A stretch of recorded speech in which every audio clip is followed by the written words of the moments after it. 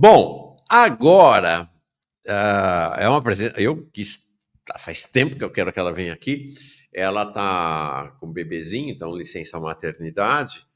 Mas recentemente, um mês atrás, ela falou: Ó, daqui a um mês eu acho que está na hora de eu voltar para o debate público. Então, para nós é uma grande alegria que ela, Júlia Lenzi, volte ao debate público neste encontro aqui com a gente hoje. Ela é professora da Faculdade de Direito da USP, uma professora muito especial, já explico por quê. Vinculada ao Departamento de Direito do Trabalho e da Seguridade Social, doutor em Direito do Trabalho e Seguridade Social, e exerce a co-coordenação do Grupo de Estudos sobre Direitos Humanos, Centralidade do Trabalho e Marxismo.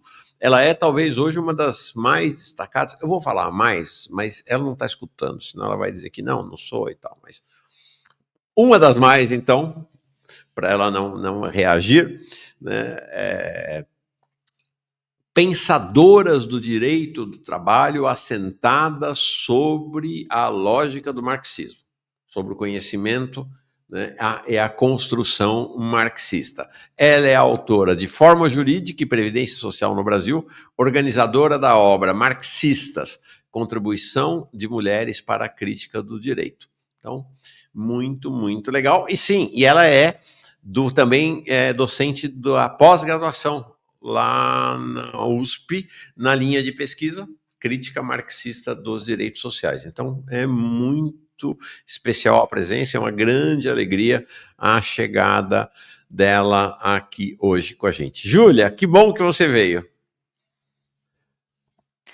Estava com o microfone desativado. Bom dia, Mauro. Bom dia a todos os dia. ouvintes da Manhã Brasil. Para mim é uma alegria o teu convite, a tua participação e queria agradecer a generosa apresentação. Estava aqui ouvindo sim e fico muito feliz de poder dar essa contribuição nesse programa tão especial que tem uma audiência tão importante, né, que é composta pela classe trabalhadora. Legal. Obrigado mesmo por ter vindo. Olha, a gente combinou uma pauta, mas eu vou começar.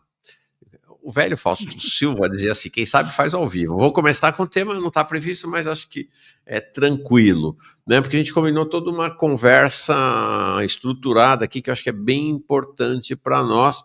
Né? O pessoal já saudando você, muita gente saudando, e quem te conhece já dizendo: Gabriela Fernandes dos Santos, Júlia, é incrível mesmo. Que é o seguinte. Eu fiquei muito espantado quando eu vi isso essa madrugada, por isso até que nem te mandei. É um anúncio que saiu lá, acho que no Rio de Janeiro. Supermercado contrata 5 vagas para operador de caixa registradora em Nova Iguaçu, isso mesmo, Nova Iguaçu, Baixada Fluminense. Pode ter que desempenhar outras funções, como repor mercadorias, limpeza e arrumação. Salário a partir de R$ 1.600, vale transporte e refeição no local. Expediente na escala 6x1. E aí é muito interessante, porque os empresários do setor de São Paulo, reunidos em São Paulo, estão reclamando que os jovens não querem mais trabalhar, que eles estão com 35 mil postos de trabalho lá no estado de São Paulo sem conseguir preencher, mas fazendo este tipo de oferta. Né? Aí a conversa deles é: não, os jovens querem modernidade e flexibilidade. Os jovens não querem salário e direitos, eles querem modernidade e flexibilidade. E eles dizem, então, a solução seria adotar o regime de trabalho por hora, também chamado de trabalho intermitente, que é uma das obras da contra-reforma trabalhista do Temer e que está aí, existe até hoje. Incrível esse anúncio e essa postura deles, né?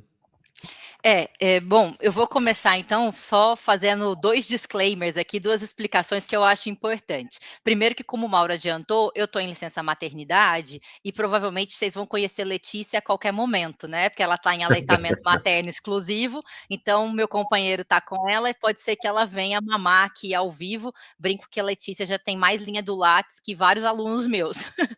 Bom, o primeiro. E o segundo, que eu acho importante, enquanto pesquisadora e professora marxista, eu vivo uma contradição em movimento que eu acho que é muito importante. Tudo que eu disser aqui, com base na crítica marxista dos direitos sociais, que depois a gente vai ter um tempo maior para explorar, ela diz respeito ao horizonte da nossa estratégia. Porque na dimensão da nossa tática, é óbvio que a luta por direitos, ela vai ser sempre algo presente. Nenhum Uhum, militante marxista responsável, com consciência de classe, pode abrir mão da luta por direitos trabalhistas e previdenciários. A gente tem que cerrar fileiras nessa frente. Mas isso não uhum, significa que no âmbito da teoria, da organização militante, a gente não possa problematizar as funções desempenhadas pelo direito dentro do modo de produção capitalista. E perfeito. aí, aproveitando esse mote que você colocou, eu me lembro que, se eu não me engano, era no Facebook, né? Eu sou dessa época, Facebook, né? Orkut. Tinha uma página maravilhosa que se chamava Vagas Arrombadas. Isso. E era sobre esse tipo de anúncio trabalhista. E eu acho importante o tema que você traz, porque essa é uma conotação que não só o campo da direita, dos empresariados, tem suscitado, mas também vários dos intelectuais progressistas, que a gente vive uma geração nem-nem, uma geração que não quer nem estudar e nem trabalhar, que é uma geração que não tem a fibra, o caráter, que as nossas gerações teriam, uma geração que não quer ser chefe. E eu acho interessante porque, na verdade, essa geração talvez seja a que tenha mais consciência a respeito do colapso iminente desse capitalismo tardio que nós vivemos. Então, Uhum, não querer preencher esse tipo de vaga, não estar disposto a trabalhar de maneira absolutamente precarizada para receber um salário que não assegura sequer a sua reprodução individual, quanto mais a sua reprodução social e familiar, é também um movimento de resistência. É uhum, também uma negação do atual estado de coisas em que se encontra o nosso mercado de trabalho. Então, acho que essa notícia ela tem 2 pontos importantes. O primeiro é mostrar que existe sim uma geração de trabalhadores, sobretudo uma juventude trabalhadora, que está em disputa e que não está capturada pelo ideário de ser um bom e disciplinado trabalhador que aceite qualquer oferta de trabalho, por mais arrombada que ela seja, vamos usar esse termo, e também existe o outro lado, que é a dificuldade que o próprio capitalismo e os representantes do capital têm encontrado para fazer a sua reprodução ampliada, dada a sua uhum, própria desmedida. perfeito. Acho que isso e essa desmedida tem tudo a ver com o que você estava conversando antes com o Pedro, a respeito do papel do Estado e como esse papel se modifica nessa etapa agora, que a gente pode chamar de uma era da subsunção, né, hiperreal do trabalho ao capital. A gente pode falar um pouco mais sobre isso, mas o Estado, que até então se apresentava na sua modalidade enquanto forma política do capital, como um terceiro neutro, desinteressado, Uhum, guardião do bem comum, né, que eu chamo de princípio Miss Brasil. O que é o bem comum? Ele é absolutamente impossível de ser definido numa sociedade de classes. Não uhum, existe o bem comum. Mas, enfim, que ele era representado como esse mediador do conflito entre capital e trabalho. A partir da década de 70, a gente vai observando uma alteração substancial nessa posição do Estado, que passa de maneira muito aparente a defender de maneira clara, objetiva, como conteúdo legislativo, a proteção dos proprietários privados. E aí a dimensão da técnica entra aqui como grande vetor, assim, a neutralidade do Estado passa a ser lida a partir da ideia de tecnicismo, de tecnicidade. E aqui a gente vê todo esse discurso permeado pela economia, os índices econométricos, e a economia passa a ser, portanto, uma área a ser debatida pelos expertises, e não por quem faz compra de supermercado. E uhum, não sendo um debate do cotidiano da classe trabalhadora. Então, acho que essas coisas todas estão bastante imbricadas e é nossa função aqui trazer esse debate de maneira mais complexa do que simplesmente a gente culpabilizar essa nova geração, que teoricamente é uma geração não adepta ao modelo de trabalho, né? uhum. É muito interessante, realmente bem interessante essa ideia de que, por um lado, você tem uma juventude em disputa, disputa inclusive ideológica, né? E, por outro lado, você tem um movimento, esse movimento dos caras chegarem lá, 35 mil vagas em aberto, é a resistência dos jovens a essa degradação das relações trabalhistas e das condições de trabalho. Porque vamos combinar, né, Júlia? Vamos combinar. R$ 1.600 por mês. O que dá para fazer com R$ 1.600 por mês? Né? O que dá para fazer com R$ 1.600 por mês? O negócio é chocante a oferta. E eu acho que Fala. isso também mostra para a gente outros fenômenos importantes. Por exemplo, a gente tem acompanhado o debate, acompanhamos agora de maneira até estarrecida e eu diria revoltada a CPI das bets, mas é absolutamente condizente um mercado de trabalho absolutamente precarizado, que oferece uma remuneração de R$ 1.600, que não tem mais nenhum pacote de garantia de futuro. A gente está falando de contratos intermitentes, de uma alteração que é muito importante para a gente entender essa nova feição do capitalismo, que é a alteração da feição da remuneração por tempo de trabalho para a remuneração por produtividade. Aqui, de novo, o Barbudo é profético nesse sentido, né? Porque lá no Capital, Marx já dizia que a remuneração característica do modo de produção capitalista é a remuneração por peça, é o salário por peça. Isso não é uma inovação, isso já estava dado. Então, essa remuneração por produtividade, a gente tem toda a perspectiva de ausência de futuro e de garantia.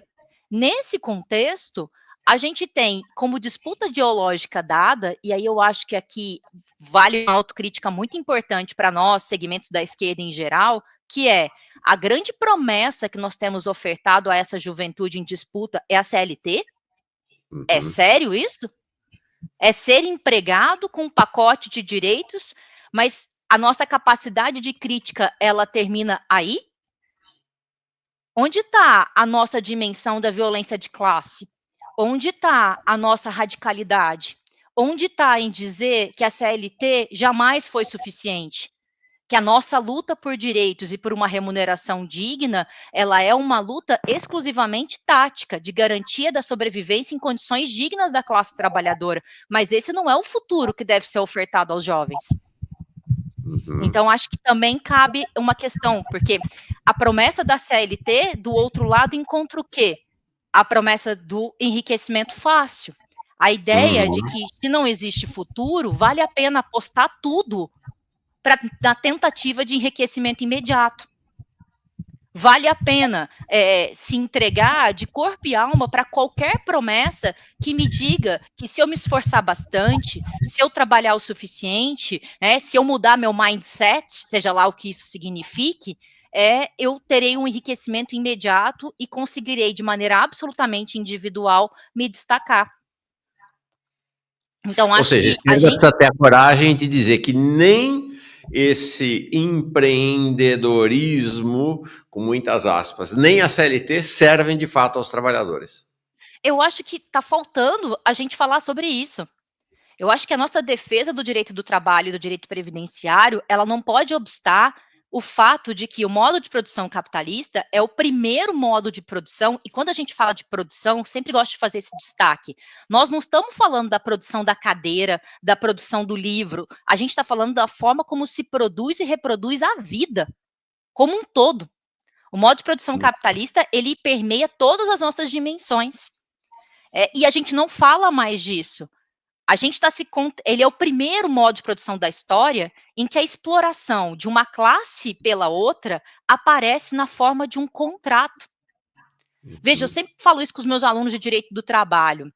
Não é coincidência histórica que a gente tenha no mesmo percurso, né, quando eu tenho o processo de revolução industrial, a afirmação de formas sociais tipicamente capitalistas, o capitalismo se levantando sobre suas próprias pernas, do outro lado eu tenho as declarações universais de direitos humanos.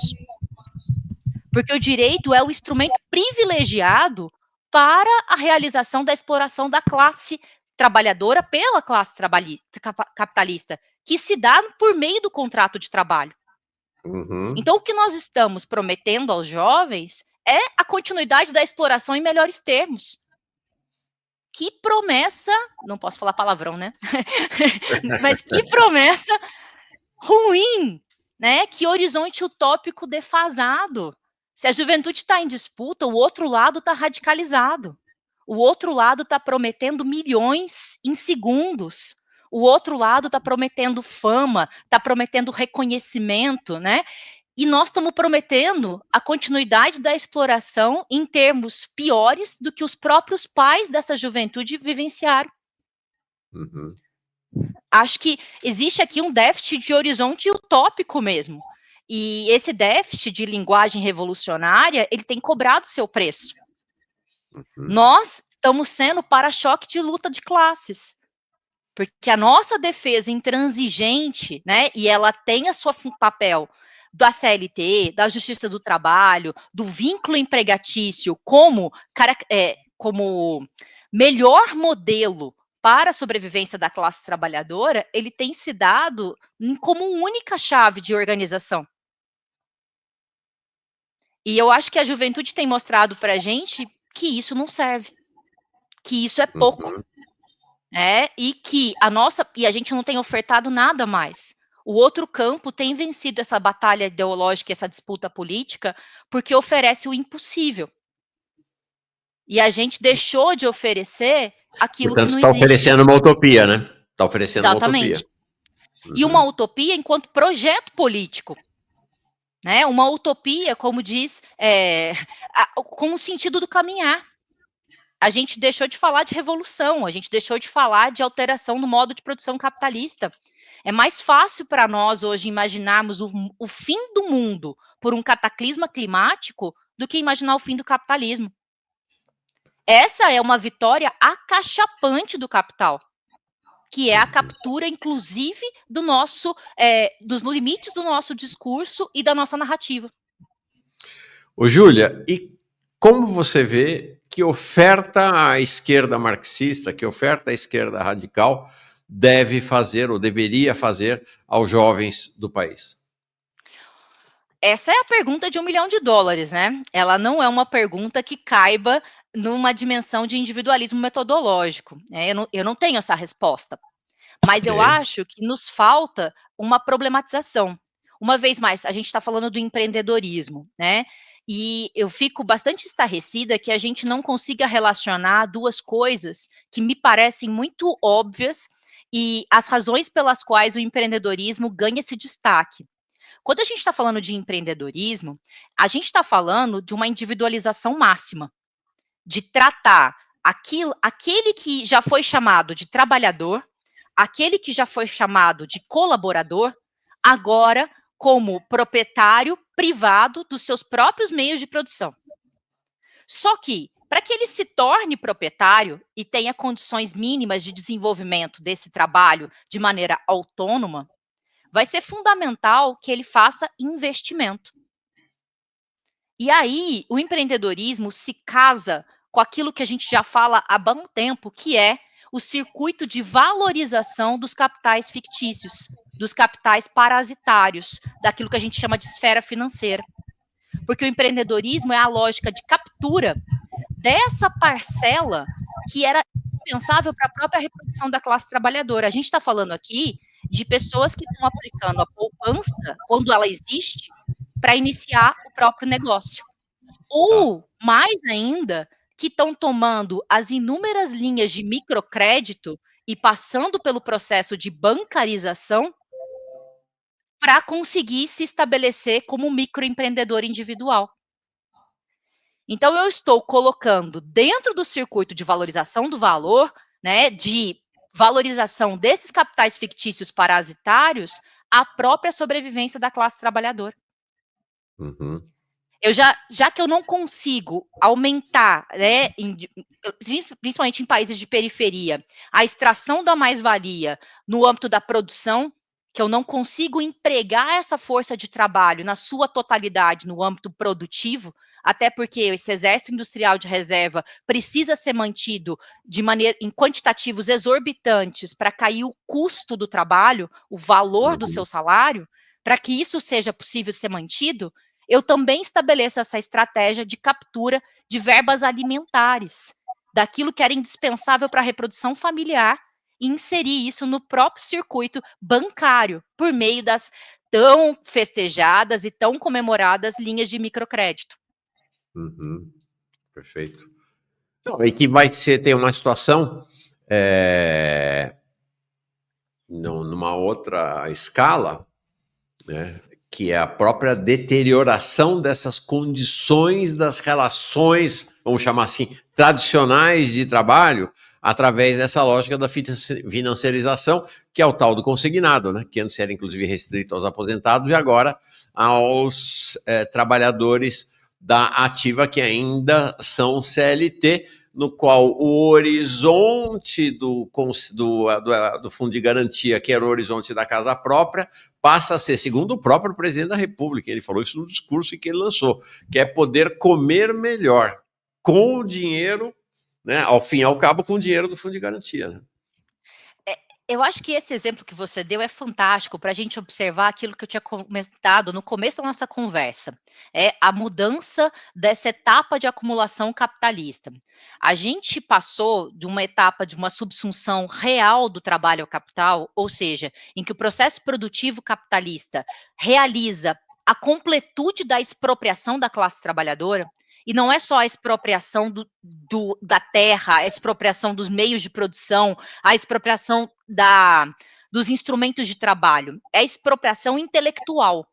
O modo de produção capitalista se apropria do saber, do conhecimento, da técnica da classe trabalhadora e se torna, por assim dizer, autossuficiente nesse processo. Esse é o processo de abstração do trabalho, em que a concretude do trabalhador, se sou eu ou se é você operando a máquina, já não gera nenhum tipo de impacto na produção capitalista. Né? A gente passa desse estágio para um outro estágio, que é, por exemplo, que o professor Marcos Orioni defende, que é o processo de subsunção hiperreal do trabalho ao capital. Nesse estágio, que muitas vezes aparece como o capital flexível, né, o capital não rígido, eu prefiro falar em mercado flexível de compra e venda da força de trabalho. Então, Tá. o FGTS é um exemplo clássico. Por quê? Ele é criado quando eu tenho o fim da estabilidade decenal.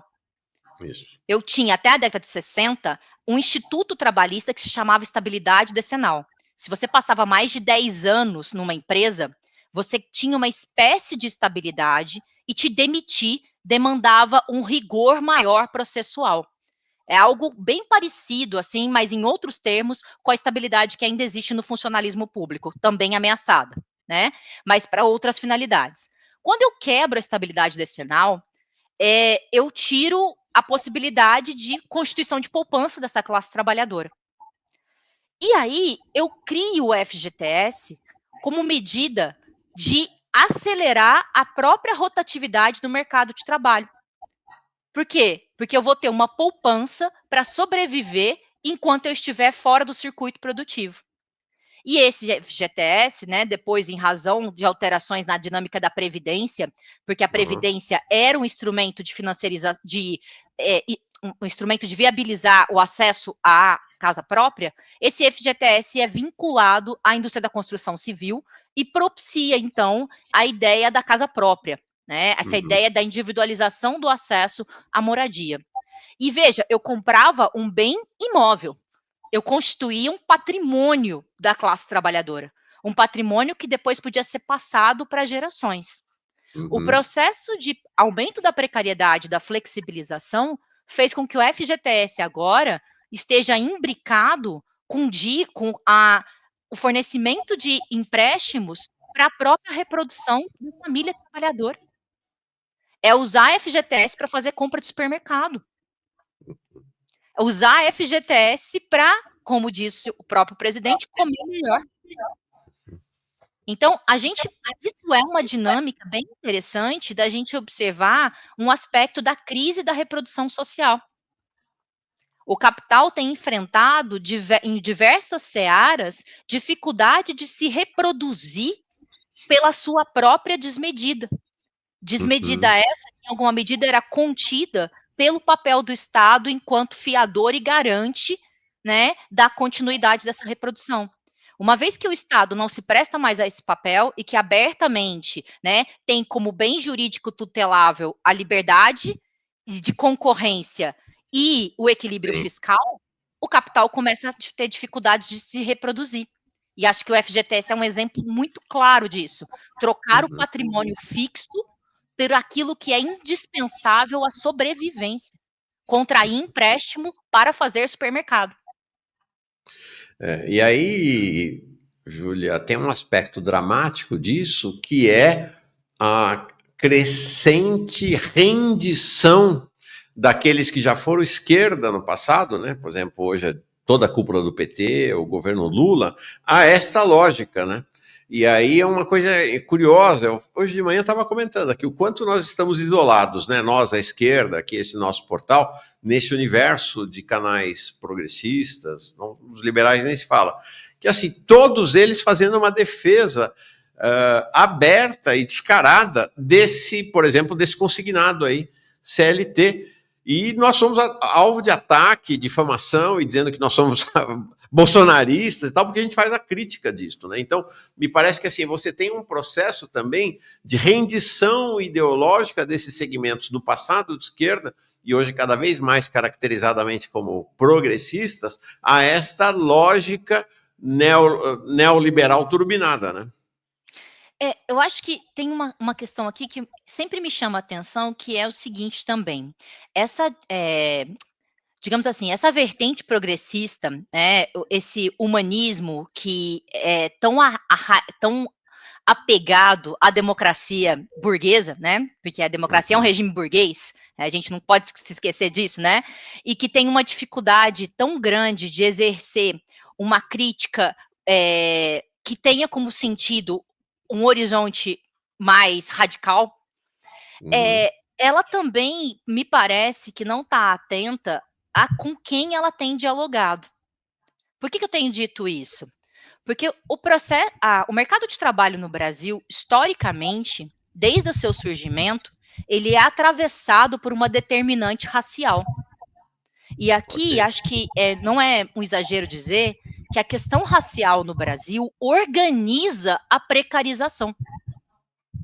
Então, quando a gente está fazendo a defesa da CLT, da Justiça do Trabalho, do vínculo empregatício, com quais trabalhadores e trabalhadoras eu estou dialogando? Porque, historicamente, quase metade da população economicamente ativa no Brasil está na dinâmica da informalidade. Nunca conheceu a CLT. Não tem com ela qualquer relação geracional. E aqui me parece importante dizer, essa defesa ela não deixa de criar ressentimento e fragmentação na classe trabalhadora. Entendi. Eu acho que essa defesa intransigente do progressismo a respeito do governo, a respeito dos pilares da democracia para quem e de onde? Que cor tem essa democracia? Me parece bastante importante essa questão, inclusive para as nossas organizações. Quando a gente fala, por exemplo, da luta indispensável pela redução da jornada de trabalho, da luta contra a escala 6x1, de novo, quem é que tem escala 6x1 hoje no Brasil? Porque a classe trabalhadora enegrecida trabalha 7x24. Em contratos absolutamente inexistentes, de maneira absolutamente precarizada. E, de novo, veja, as coisas... O Pedro antes estava falando sobre a importância de a gente olhar os contextos globais para debater a questão da defesa. A pauta sobre a redução da escala 6x1, ela também começa no norte global. As primeiras experiências de tentativa de implementação dessa escala se dão no norte global. E aqui, de novo, para que existam ainda resquícios de estado de bem-estar social nos países europeus, é indispensável que aqui o chicote soe mais alto. Eu sempre falo, o Estado social europeu, ele conviveu com o neocolonialismo, com a exploração mais bizarra, mais vergonhosa, mais violenta dos países africanos. Então, essa perspectiva de que é possível internacionalizar melhores condições de trabalho, ela é uma perspectiva absolutamente alheia à dinâmica do imperialismo. Então, se existe a possibilidade da escala 6x1 ser implementada, ela primeiro terá local e segundo, ela terá cor. Então, acho muito importante esse tipo de consideração para a gente entender por que a gente tem perdido sistematicamente a capacidade de dialogar com a classe trabalhadora nas suas franjas, com quem efetivamente está carregando o piano desse processo. Perfeito. O que você traz. Bom, eu quero dizer para vocês o seguinte: primeiro, nada da pauta que a gente combinou está rolando, mas está sendo fantástica a conversa, fantástica. Eu vou ler aqui alguns comentários e aí a gente continua. Peraí, inclusive que tem questões para você. Primeiro, tragédia, né? A Dani AV dizendo, eu ganho isso, né? Fazendo referência aos R$ 1.600 ali, dramático, né? Dramático, Dani. Nossa solidariedade a você, dureza mesmo. Dureza. Com certeza. O Igor Lima diz assim, grande Júlia, contribuição cirúrgica e profunda ao debate sobre o mundo do trabalho. Parabéns ao canal por mais essa entrevista, sempre pautando os temas mais relevantes para a classe trabalhadora e a construção da Revolução Brasileira. O Carlos está fazendo uma pergunta sobre justiça do trabalho. Segura um pouquinho, tá, Carlos? A gente entra nesse assunto daqui a pouco, tá? Segura um pouquinho. Jimmy Brown diz assim, ideologia liberal diz que tem que ser cada um por si, mas, na verdade, temos conhecimento, tecnologia e recurso para todos viverem bem. Só reorganizar o jogo. Na mosca, né? Na mosca. E o... Fala, desculpa, fala. Não, eu ia concordando com o nosso, com o Jimmy para dizer, a questão é, o capitalismo não existe para alimentar as pessoas, ele existe para produzir alimentos. Ponto. Ele existe para produzir alimentos na forma da mercadoria, mas não para alimentar a todos. Tenho total acordo com o que o Jimmy falou. O José Lima faz um elogio aqui, Farol, né? Farol é o nome do canal, né? Farol Brasil, Júlia. Desta manhã. Ferramenta aprofundando reportagens, ópera e lense. Legal. Tá bom. Então, Júlia, eu queria falar uma coisa, porque assim, hoje eu estou num dia particularmente, como o pessoal diz, pistola, porque o que aconteceu ontem, não sei se você na sua licença maternidade pode acompanhar, o anúncio do pacote da equipe econômica foi um negócio assim, eu acho que também, eu falei, é pedagógico, porque foi um dos momentos, sabe esses momentos que a luta de classe se expressa com toda a sua crueza, e então é pedagógico também, é duro, mas é pedagógico, né? E achei interessante que na abertura da apresentação do pacote, Haddad e Simone Tebet fizeram se colocaram politicamente, né? Eles fizeram teve lá foi 3 horas e meia de entrevista com tecnicalidades e tal, mas a abertura foi o posicionamento da postura da economia política, vamos dizer assim, deste governo. E aí o ataque foi ao BPC e à Previdência. Só o BPC e a Previdência. Eu vou até reproduzir, imagino que você não tenha visto. O Haddad, no comecinho, é bem curtinho, mas vale a pena ele dizer o que é que está no cerne desta coisa de corte do orçamento primário, que é o orçamento dos pobres do país. Um pouco de Haddad para vocês, não são... Nosso radar é a questão da Previdência, que ainda... Espera aí. No nosso radar é a questão da Previdência, que ainda é um desafio no Brasil, apesar das várias reformas feitas, e a questão do BPC. Vou querer um comentário seu sobre isso, né? Porque ele está dizendo o seguinte, ele não está criticando as reformas, ele está elogiando e está dizendo, não deu, ainda precisa mais reforma da Previdência. Vamos lá. Que é apesar das várias reformas feitas, e a questão do BPC, que é um programa que, como vocês sabem, por várias matérias de jornal, e televisões e tal, é um programa que está com um alto índice de judicialização. Está muito judicializado. Então, não é uma coisa que está na competência exclusiva do Poder Executivo. Ele está com uma dinâmica que está extrapolando o Poder Executivo, que tem regras de concessão do benefício na forma da Constituição. E, muitas vezes, uma liminar é o suficiente para incluir um beneficiário que nem sempre se enquadra exatamente nos critérios do programa. Isso é um assunto que está sendo tratado pelo ministro Wellington, né? causa uma preocupação em virtude Ouve agora. da série histórica, desde as mudanças que foram feitas pelo governo anterior, que não deram tanta transparência e rigidez, né, como havia. Ele está reclamando do governo Bolsonaro que não foi rígido o suficiente com esses pilantras do BPC. Né? E aí, o que ele está falando de judicialização, eu mostrei aqui mais cedo, é porque o governo não quer pagar. Existe uma lei que aprovou que as pessoas com autismo, mas não é, né, um parente meu com autismo não tem direito ao BPC, gente. É classe média. Pessoas com autismo de famílias miseráveis e o governo se recusa a pagar. Aí a justiça está garantindo esse direito a essas pessoas. Enfim, eu achei muito emblemática, né, essa fala do Haddad no início ontem, queria submeter a você. Bom, eu tenho uma piada que eu sempre faço, que é o seguinte, né?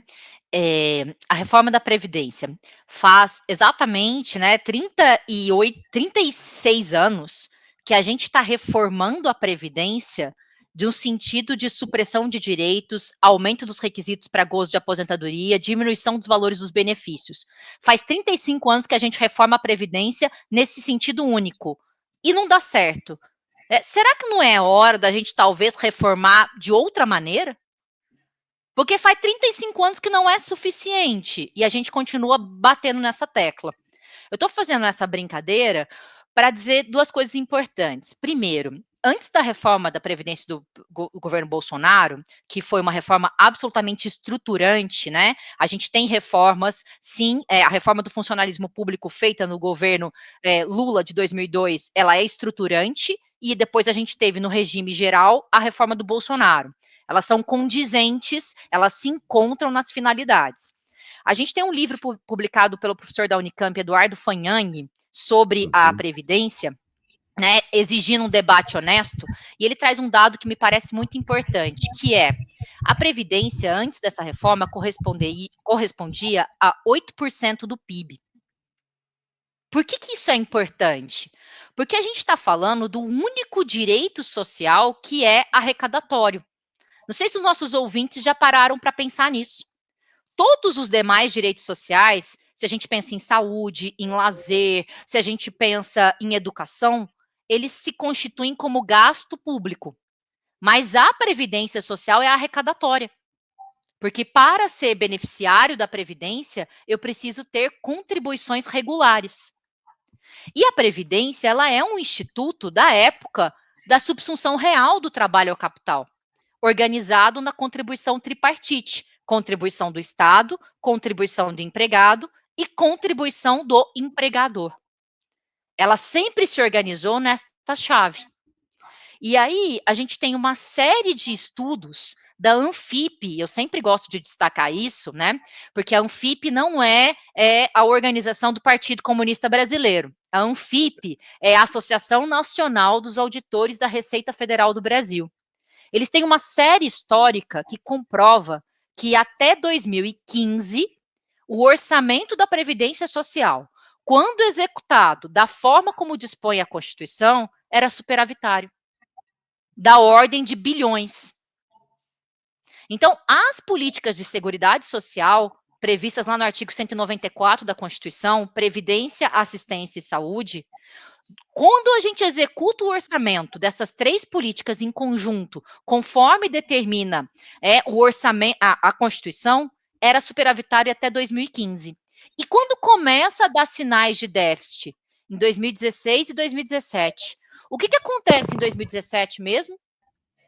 A reforma trabalhista, que altera por completo o paradigma de contratação do trabalho no Brasil, legalizando uma série de contratualidades que fogem à lógica do emprego. Então, é muito desonesto, né, para dizer o mínimo, eu falar sobre déficit previdenciário, sobre correção da Previdência, quando eu desestruturei ainda mais o mercado de trabalho no Brasil. Eu retirei uma boa parte do orçamento da Previdência porque eu cortei a contribuição patronal. Porque a maioria dos contratos agora, para fins de classificação previdenciária, são contribuintes individuais. que é o famoso trabalhador autônomo. Então, não Uhum. tem contribuição patronal, que é um dos componentes fundamentais para a estabilidade da Previdência. E aqui também acho que é absolutamente perverso falar do BPC por uma outra razão. Quanto mais eu enxugo a política previdenciária, que está atrelada ao mercado formal de trabalho, ela sempre se relacionou com o vínculo de trabalho estendido no tempo, com estabilidade no emprego, com contribuições periódicas. Quanto mais eu estrangulo essa política social, que é, diz-se, a principal política de distribuição de renda no Brasil, quanto mais eu faço isso, é óbvio que eu vou ter uma corrida para o único benefício assistencial previsto na Constituição, que é o benefício de prestação continuada. Aqui eu vou dar uma ideia do quão miserável está a nossa população, para que todo mundo tenha conhecimento jurídico sobre isso. O BPC está previsto lá no dispositivo 203 da Constituição Federal. E ele diz respeito a quem? Para quem ele é pago? Para idosos maiores de 65 anos e para pessoas com deficiência. Todas as pessoas com deficiência, todos os idosos, não.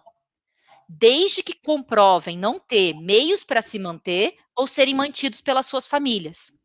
Na legislação infraconstitucional, na Lei Orgânica da Assistência Social, o que isso significa? Renda per capita inferior a 1/4 do salário mínimo. A gente está falando desse grau de miserabilidade. As liminares que a justiça tem deferido, por exemplo, nos casos de pessoas autistas, passam por análise socioeconômica e tem que estar dentro do critério de renda inferior a 1/4 de salário mínimo.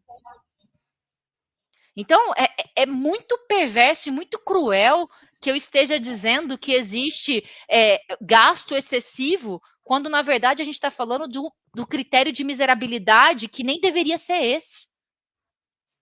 Né? A gente é algo assim assintoso, é uma violência explícita.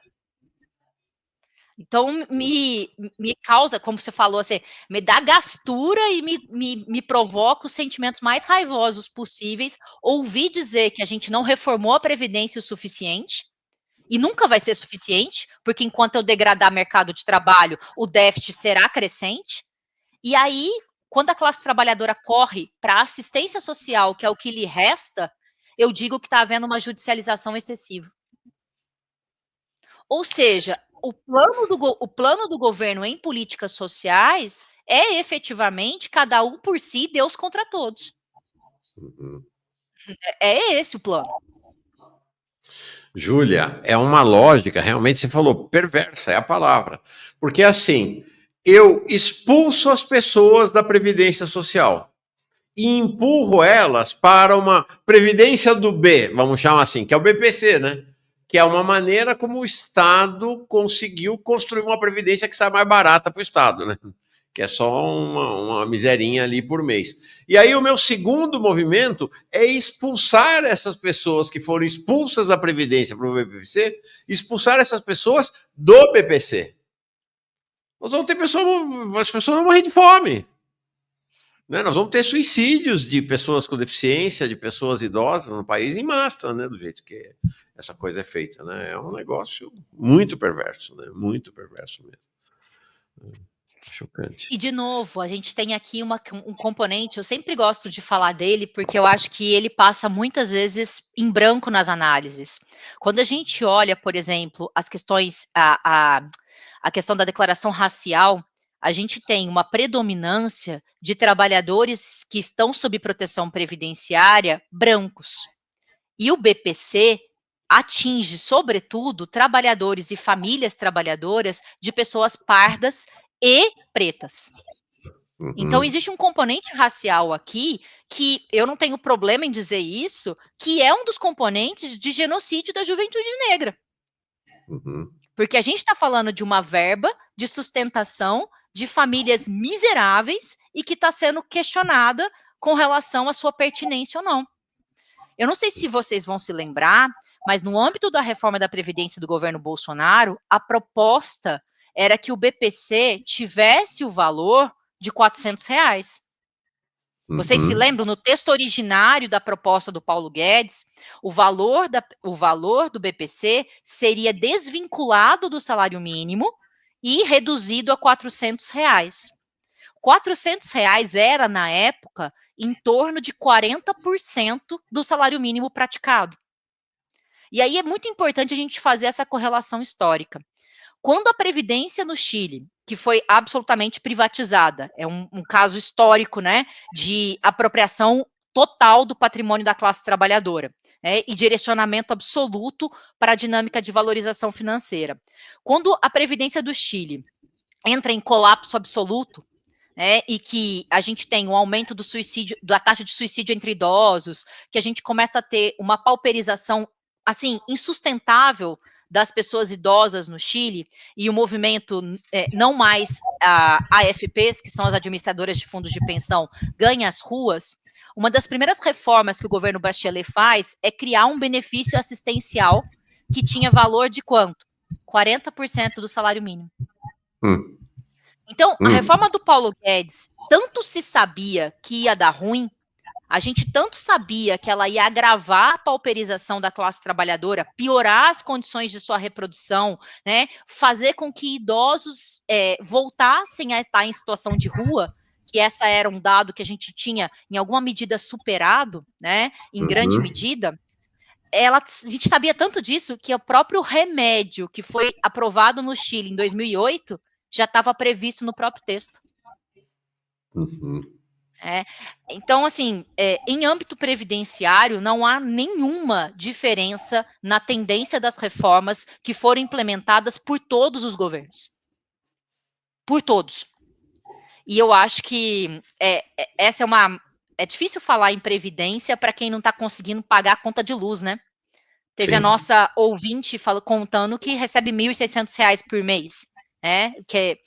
E falar sobre a necessidade de uma contribuição previdenciária em cima desse salário para garantia de futuro, né? E sobretudo pensando que essa previdência pode ser reformada a qualquer momento, é muito difícil lidar com isso agora. A urgência do presente e a necessidade de programar coletivamente de maneira solidária o futuro. Mas o fato é que sem a previdência não sobra nada.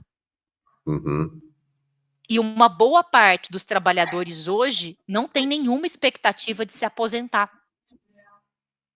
Essa é uma outra dinâmica bem importante da gente falar, a gente estava falando de horizonte utópico, de luta. Uma parte da juventude não espera ter direito à aposentadoria. Porque seus pais já não tiveram, porque seus avós não tiveram. Isso não faz parte do patrimônio da nossa classe trabalhadora. Então, efetivamente aceitar trabalhar até morrer. Estamos na lama.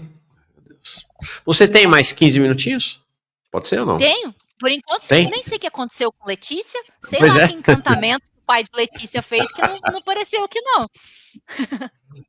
Então, o Rafael Sampaio dizendo, pobre no orçamento só para mais austeridade. O Lucas Ferreira permitiram um desmonte para depois justificar o corte. Eu quero entrar numa última questão e aí vou aportar, aí já no fechamento dessa questão, o tema que o Carlos trouxe, que é, por falar em crueldade, né, que é essa história do Gilmar Mendes ter suspendido, estima-se, mais de 350 mil ações na Justiça do Trabalho e no próprio STF contra a fraude da pejotização, avocou para si e vai tomar uma decisão que seja regra geral para o tema da pejotização e já deixou claro que vai ser liberando geral a pejotização. Então, nós saímos da terceirização agora para saímos das regras da reforma trabalhista, da terceirização,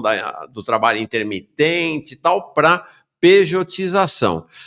Isso significa que, na prática, o capitalismo brasileiro está encerrando o período das relações de trabalho e trocando as relações de trabalho por relações comerciais. Isso que significa a pejotização, e aí acrescento, para você fazer em 2 tempos? Não, responde essa pergunta primeiro, a gente entra na Justiça do Trabalho na sequência. Mauro, eu acho que tem uma coisa muito importante que é, uma das estratégias mais importantes para que a gente perca a dimensão da totalidade é a fragmentação das áreas do conhecimento, né? Porque isso permite que eu fique girando em ciclo dentro da minha própria área e esqueça de observar o que acontece na totalidade social, ou mesmo numa totalidade reduzida como é o direito. Por que eu estou dizendo isso? O ciclo de contra-reformas contra a classe trabalhadora, essa ofensiva do capital absolutamente voraz e violenta, que reestrutura os conteúdos jurídicos de regulação do mercado de trabalho no Brasil, não começa com a reforma não começa com a reforma trabalhista. Começa com a reforma do Código de Processo Civil em 2015. Porque é esta reforma que permite tornar o STF o locus privilegiado de desmonte da regulação. A sistemática de centralização das ações sob a justificativa da segurança jurídica, a ideia de poder suspender para dar uma decisão única que faça justiça a todos, que não haja discrepância entre ações parecidas. Vejam, o discurso é muito convincente. A insegurança jurídica de eu ter decisões díspares para casos semelhantes, então eu concentro essas decisões nos órgãos de cúpula do Poder Judiciário. E é isso que tem permitido que o STF assuma a dianteira no processo de desregulamentação absoluta do mercado de trabalho no Brasil. Acho que essa é uma primeira questão importante. E a gente vai ter um fechamento desse ciclo de 10 anos, e eu convido que todo mundo acompanhe, com as propostas de reforma do Código Civil.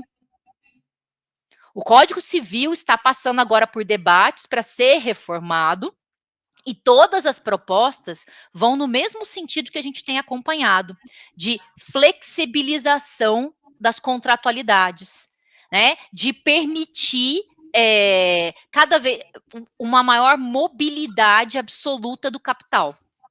Dito isso, vamos lá. Quando a gente fala da subsunção hiperreal do trabalho ao capital, a gente tem que falar da estratégia do capital de vencer os obstáculos que a jornada de trabalho representavam para ele. Eu sei que vocês são acompanhantes assíduos do canal do Jones Manuel e sabem que o cerne da luta de classes sempre foi a disputa em torno da jornada de trabalho.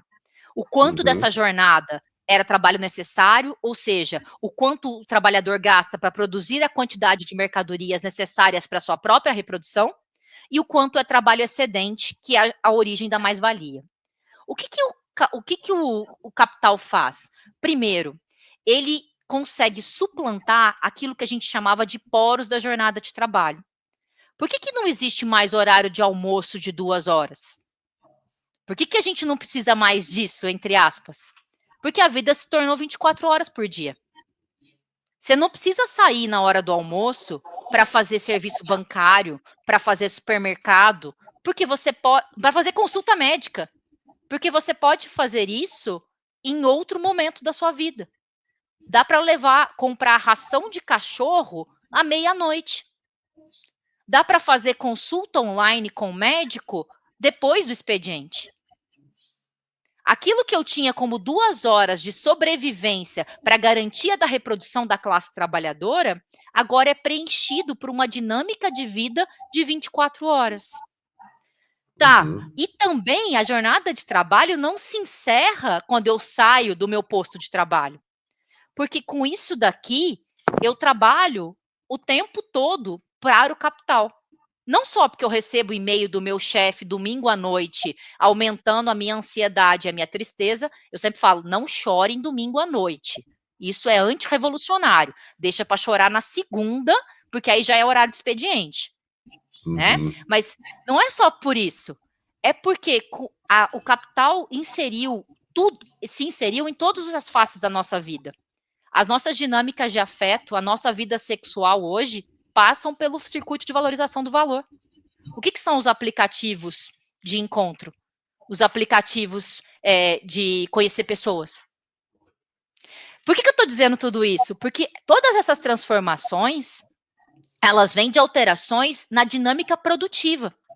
Uhum. Então, o vínculo de emprego, conforme a gente conheceu, né, a carteira de trabalho assinada, o vínculo com estabilidade, com garantia de direitos para a própria reprodução, ele é suplantado pela própria dinâmica da produção do capital.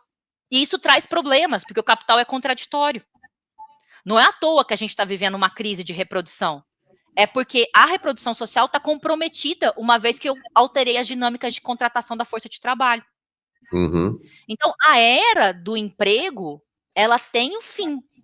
Isso não significa que a centralidade do trabalho tenha perdido espaço. Essa é a grande diferença. O trabalho continua, a força de trabalho continua sendo a única mercadoria capaz de produzir mais valor.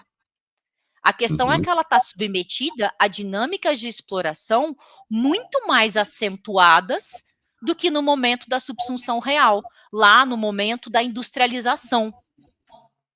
Então, o trabalho continua sendo a única fonte de riqueza. E isso permanecerá enquanto o capitalismo existir. Mas as formas de exploração dessa força de trabalho e as suas dinâmicas de reprodução foram absolutamente alteradas pelas invenções tecnológicas, pelo advento da internet, enfim, pela própria dimensão tecnológica do capital. Aquilo que o Marx explica lá no livro 2, Então, acho que essa é uma pergunta importante. Nós estamos falando de direitos trabalhistas que pertencem a uma outra era do capital. E a tendência é, efetivamente, que a gente promova um apagamento aparente das classes. Aquilo que eu controlava com a violência no início do processo de transição do capitalismo, depois eu passei a controlar por meio da ideologia do contrato de trabalho, da ideologia da igualdade jurídica, da ideologia dos direitos trabalhistas. Agora, eu apago as classes. Eu interpelo toda e qualquer pessoa para que ela seja um microcapitalista, um nano-empreendedor de si mesmo. Eu, você e o dono da Ford, aparentemente, temos os mesmos interesses. Uhum. Esse é o convite que o capital tem feito. E e essa figura se materializa no trabalhador autônomo, naquele que não tem patrão. E que, não tendo patrão, é a própria autodisciplina imposta, a dinâmica da produtividade, a linguagem da produtividade. Não é à toa que a gente não consegue mais assistir um filme inteiro sem mexer no celular, porque você tem certeza absoluta que você está perdendo alguma coisa. Ser multitarefas, preencher todos os espaços, acordar às 5 da manhã para correr, isso não é autocuidado. Isso é um convite à produtividade. A gente tem que acordar às 5 da manhã para correr, porque simplesmente todo o nosso tempo útil de vida foi tomado pelo capital. Uhum. Enfim, falei muito, mas é que eu acho que essas questões precisam ser complexificadas para que a gente não fique achando que estamos falando contra a CLT, que somos bolsonaristas. Não é isso. Mas as coisas efetivamente mudaram. E essa mudança precisa ser lida maior do que só o direito do trabalho. Sim. Interessante. E aí, essa coisa, essa expressão trabalhador autônomo, ela tem uma tradução nessa venda da utopia, que é empreendedor. Né? Ela vai ter essa marca do empreendedor. Júlia, você ia falar? Não, e só ia comentar que o empreendedor, ele é uma dinâmica que não é só trabalhista. Veja, o que a gente faz nas redes sociais nada mais é do que nos vender. A gente vende o nosso perfil na maternidade, a gente vende o nosso perfil como pessoa. Em todas as esferas da vida, nós estamos empreendendo. Quando a gente fala de ideologia, eu acho isso muito importante. A gente não está falando de falsa consciência. A gente não está falando de engano. A gente está falando de práticas reiteradas que acabam conformando a forma como a gente vive. Vou dar um exemplo bem bobo. Eu sou mineira, né? E sou marxista. Em tese, não tenho uma relação muito grande nem muito intensa com a igreja. No entanto, toda vez que passo em frente a uma igreja, eu faço o nome do pai. Na prática, pouco importa no que eu acredito. O fato é que eu faço o nome do Pai em frente à igreja.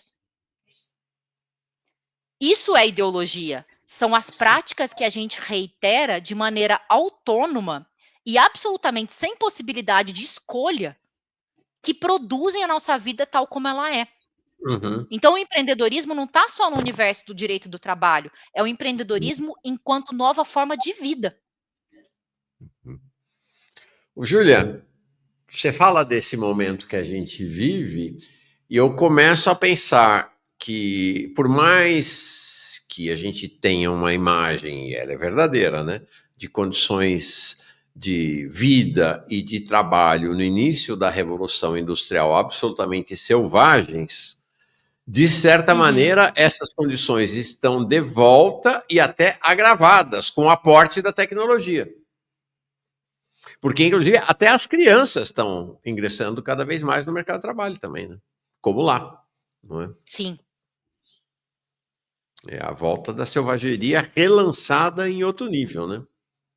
E acho que isso que você coloca é muito importante, o Mauro, porque lembra que a gente falou sobre as duas chaves em que a forma jurídica ela faz o processo de produção e reprodução da força de trabalho, a violência e a ideologia. Bom, nesse estágio, as duas chaves conhecem uma dimensão jamais experimentada na história do próprio capitalismo. Então, a gente vê a violência aberta contra a classe trabalhadora. Aquilo que acontecia às vezes de maneira disfarçada, agora é explícito e transmitido. A gente pode ver, por exemplo, o exemplo notório global agora é a guerra o genocídio contra Gaza. É transmitido todos os dias. Mas a gente pode fazer um exemplo próximo agora, o que aconteceu recentemente na favela do Moinho. Não há tentativa de escamotear, de criar uma narrativa. Não. É a violência no seu corpo aberto. E, por outro lado, a ideologia, a sua solidez também nunca foi tão forte. Dialogar hoje, por exemplo, falar sobre as armadilhas do empreendedorismo é algo muito difícil, muito Sim. complexo. Porque muitas vezes é o que sobra de esperança para a classe trabalhadora. É aquilo que está sustentando uma casa.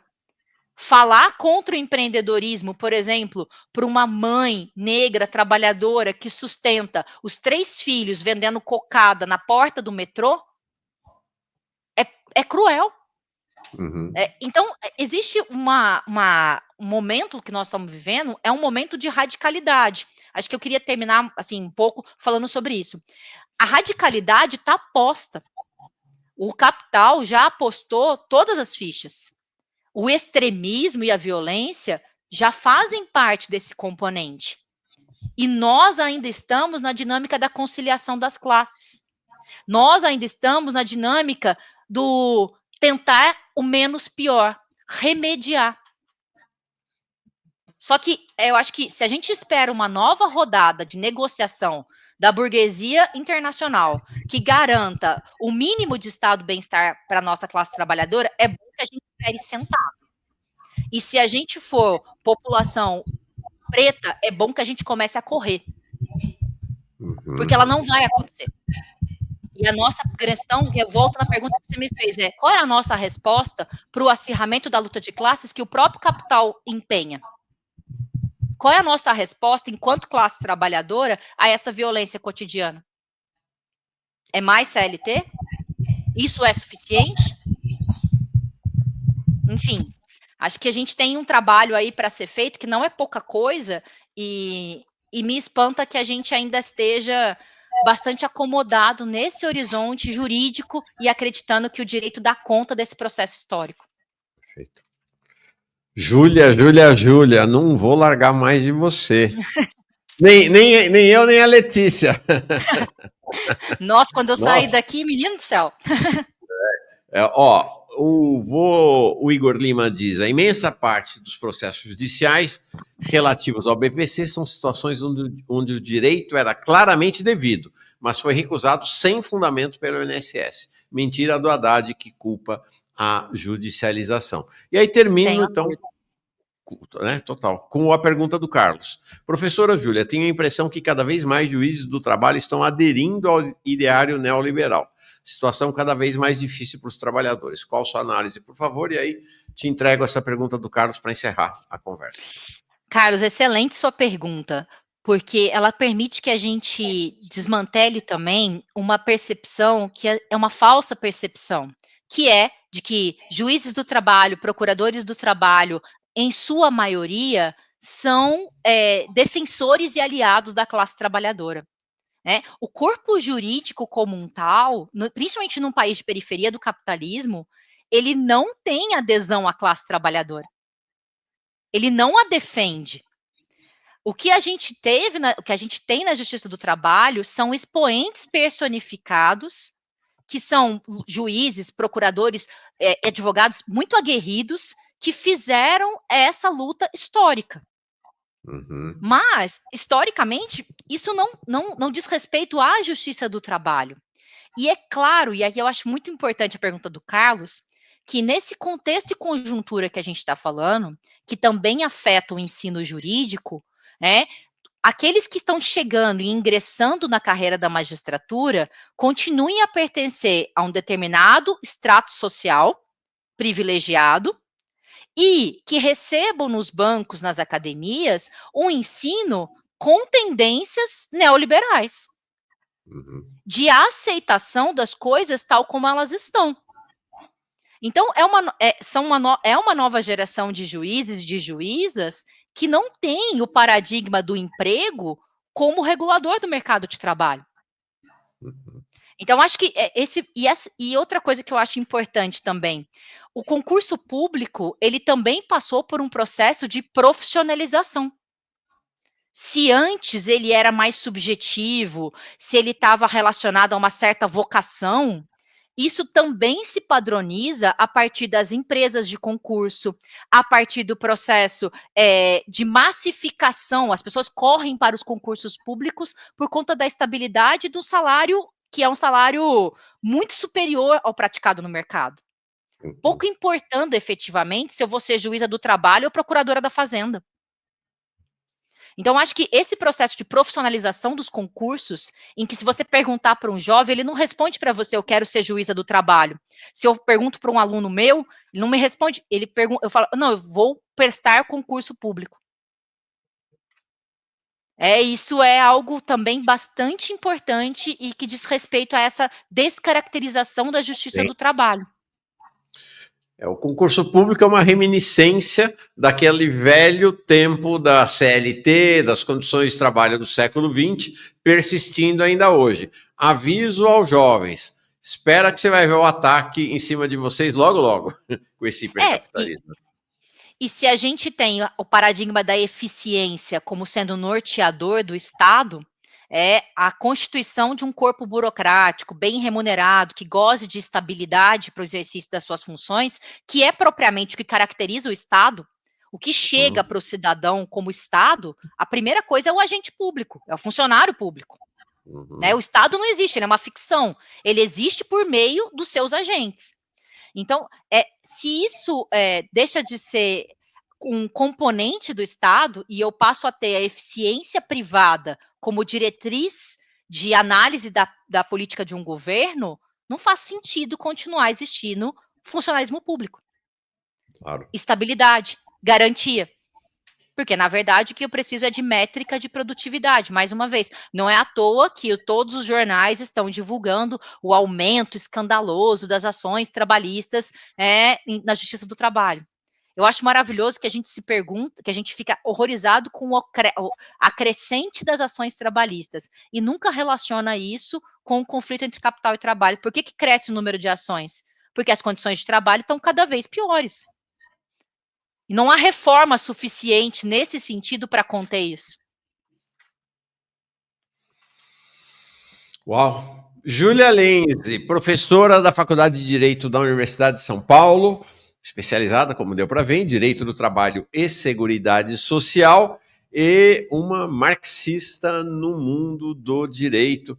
Júlia, encantadíssimo. Nunca. Eu tinha visto já uma entrevista sua, mas assim, ao vivo, realmente Nossa, estou muito encantado. eu que agradeço a oportunidade, o diálogo, as excelentes perguntas. A sua profissão é uma profissão também que se perdeu, né, nesse processo de Uhum. abstração do trabalho. Ser jornalista hoje é ser emissor de opinião. Não existe preparação de pauta, não existe preocupação com a verificação dos fatos, enfim. Então, para mim, também é uma felicidade, honra eu no trabalho, porque é categoria burguesa, mas para mim é uma alegria, uma felicidade poder dialogar com você, estar nesse programa, ouvir todo mundo que nos acompanha. Acho que vocês têm um papel aqui de vanguarda mesmo, né? Vocês desafiaram a lógica de que a classe trabalhadora não se prende mais a programas longos, de que não gosta mais de ouvir jornal, de que isso não dialoga, que eu preciso fazer vídeo do TikTok de 1 minuto. Então, esse programa é uma prova viva de que isso não é uma verdade e de que há muito espaço para disputa e uma disputa de qualidade, honesta. Então, eu queria parabenizar pelo trabalho. Legal. Você tem 2 filhas, né? Tenho. A Letícia e eu esqueci o nome da outra. A outra é a mais velha, a Carolina. Carolina, então tá bom. Bom, eu já passei por essa experiência, agora já sou avô, mas tem uma hora na vida em que a gente deixa de ser conhecido pelo que somos, mas pelos fatos de sermos mães e pais dos nossos filhos. Então, mãe da Letícia e da Carolina, foi um muito bom encontro. Eu vou te convidar outras vezes, com toda certeza. Seja muito feliz, bom fim de semana para você, seu marido, seu companheiro e mais as suas 2 filhinhas também. Obrigado. Muito obrigada para todo mundo aí, que a gente consiga subverter a lógica e aproveitar um cadinho o descanso, né? Um abraço para todo mundo. Tchau.